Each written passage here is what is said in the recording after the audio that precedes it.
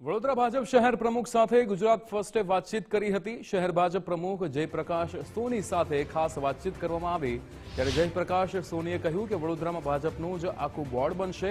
વિકાસના કામો જોઈ જનતા ભાજપને આવકારી રહી છે। વડોદરામાં તાજેતરમાં 500 કરોડના કામોનું લોકાર્પણ થયું છે। આલોચના તેની જ થાય છે જે કામ કરે છે। લોકો કામ કરનારા ઉમેદવારો પર જ વિશ્વાસ મૂકશે ત્યારે ચૂંટણી પહેલા વડોદરા ભાજપ પ્રમુખનો જંગી જીતનો દાવો। સંસ્કારી નગરી વડોદરા અને સ્થાનિક સ્વરાજની ચૂંટણી ઢોલ વાગી રહ્યા છે અને ઉમેદવારોની સાથે જ સંગઠન પણ એ પ્રયત્ન કરી રહ્યું છે કે ગત ટર્મ કરતાં આ વખતે રિઝલ્ટ સારું આવે। એ જ બાબતે વાત કરવા આજે વડોદરા શહેરના ભાજપના પ્રમુખ જયપ્રકાશ સોની અમારી સાથે છે। સીધો સંવાદ તેમની સાથે કરીએ। સાહેબ, શું લાગે છે આ વખતનું રિઝલ્ટ? ગત ટર્મ કરતાં આ વખતે કેવું પરફોર્મન્સ પાર્ટી બતાવવા જઈ રહી છે? સંગઠનની મહેનત કેટલી અને ઉમેદવારને જે પણ મેન્ડેટ આપ્યા છે એમની મહેનત શું દેખાઈ રહી છે? જ્યારથી ઉમેદવાર ડિક્લેર થયા છે ત્યારથી જ બધા જ ઉમેદવારો પોતપોતાના ક્ષેત્રમાં ખૂબ સારી રીતે પ્રચાર પ્રસાર કરી રહ્યા છે। એ ફેરણીના માધ્યમથી હોય, સભા હોય કે ગ્રુપ મિટિંગ હોય, તમામ જગ્યાએ ખૂબ સારો પ્રતિસાદ પણ નાગરિકો તરફથી મળી રહ્યો છે। મારે પણ ઘણા બધા વોર્ડમાં ઉમેદવારોની સાથે ફેરણીમાં જવાનું થયું અને જાણે પબ્લિક એટલે કે નાગરિકો અને કાર્યકર્તાઓ એક થઈને આ ચૂંટણી લડી રહ્યા હોય એવો મને પણ આભાસ થઈ રહ્યો છે। આ ચૂંટણીની અંદર નાગરિકોનો જે પ્રકારનો પ્રતિસાદ મળી રહ્યો છે, ભારતીય જનતા પાર્ટી પુનઃ પોતાની સરકાર બનાવવા જઈ રહ્યું છે સ્થાનિક સ્વરાજ્ય સંસ્થામાં એટલે કે વડોદરા મહાનગરપાલિકામાં, અને અમને પૂર્ણ વિશ્વાસ છે 2 સીટ તો અમારી બિનહરીફ આવી ચૂકી છે। બાકીની 74 સીટ ઉપર અમે સારા પર્સન્ટેજથી જીતવા જઈ રહ્યા છીએ।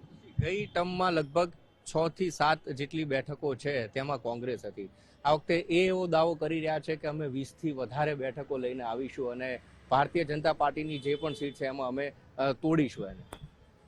એમનો દાવો જરૂર હોઈ શકે, પરંતુ ભારતીય જનતા પાર્ટીએ જે પ્રકારના લોકો માટેના કામો કર્યા છે, વિકાસના કામો કર્યા છે, હું છેલ્લા 1 વર્ષથી ખાલી તમને આપી દઉં એનું કે 1 વર્ષની અંદર 2 વખત માન્ય મુખ્યમંત્રીશ્રીનો પ્રવાસ થયો, 1 વખત માન્ય નાયબ મુખ્યમંત્રીશ્રીનો પ્રવાસ થયો અને પ્રવાસ દરમિયાન કુલ મહિને 2200 કરોડના ખાતમુહૂર્ત અને લોકાર્પણ એ અમારી સરકારે કર્યા છે।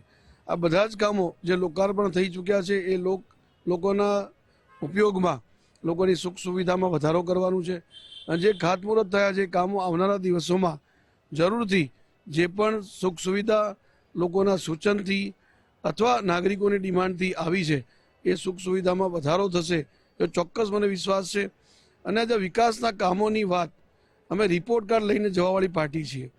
જ્યારે અમારી સ્થાપના દિવસ 6 એપ્રિલે હતો એની પૂર્વ સંધ્યાએ 5 એપ્રિલે 19 વોર્ડના વિકાસના કામોની યાદી લઈને અમે ઘરે ઘરે ગયા છીએ અને અમે લોકોને, નાગરિકોને કહ્યું છે કે આપે જે કહેલા કામો અમે કરી બતાવ્યા છે। જે કંઈ પણ બાકી રહી ગયા હશે એ આવનારા સમયમાં અમે અચૂક પૂર્ણ કરશું। તમારી કોઈ પણ તકલીફો, સમસ્યાને સમાધાન કરવા માટે ભારતીય જનતા પાર્ટીના કાર્યકર્તાઓ હર હંમેશા અડીક પગે ઊભા છે। છેલ્લો પ્રશ્ન પૂછું સાહેબ, ઘણી બધી જગ્યાએ ક્યાંક થોડી ઘણી ટીકા અથવા તો આલોચના છે સહન કરવી પડતી હોય છે, એનું કારણ એવું માની શકે કે લોકોની અપેક્ષાઓ ખૂબ વધારે હોય છે, કારણ કે એક પાર્ટી વિકાસ કરતી હોય તો એના ઉપર અપેક્ષા વધારે જતી હોય, ભાઈ અહીંયા કેમ અમારું નથી થતું?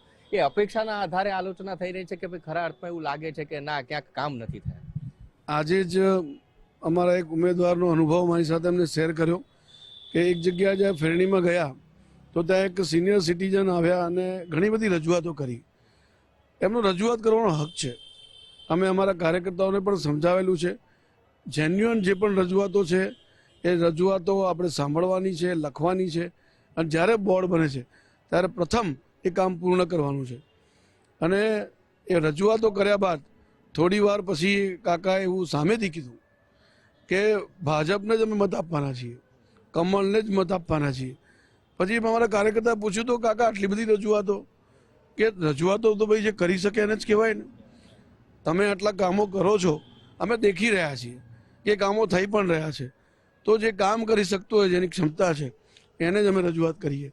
એટલે મને લાગે છે કે ભારતીય જનતા પાર્ટીના કાર્યકર્તાઓ જે રીતે લોકોની સાથે સંપર્ક અને સંવાદ સાધે છે એના કારણે ચોક્કસથી અમારા કાર્યકર્તાઓ સામે રજૂઆત થતી હશે, પણ રજૂઆતો જે પણ હશે ભારતીય જનતા પાર્ટી કટિબદ્ધ છે કે નાગરિકોની સુખ સુવિધામાં એમને જરૂરિયાત પ્રમાણે નિયમ અનુસાર જે પણ કામ થઈ શકતું હોય એ જરૂરથી કરાવીશું. આભાર. એટલે મુખ્ય વાત એ અહીંયા છે કે જે કામ કરતું હોય અને રજૂઆત મળતી હોય અને રજૂઆત કરવી એ પણ કટિબદ્ધતાથી એ ઉમેદવારનું અથવા તો ચૂંટાઈને આવેલા પ્રતિનિધિનું કામ હોય છે.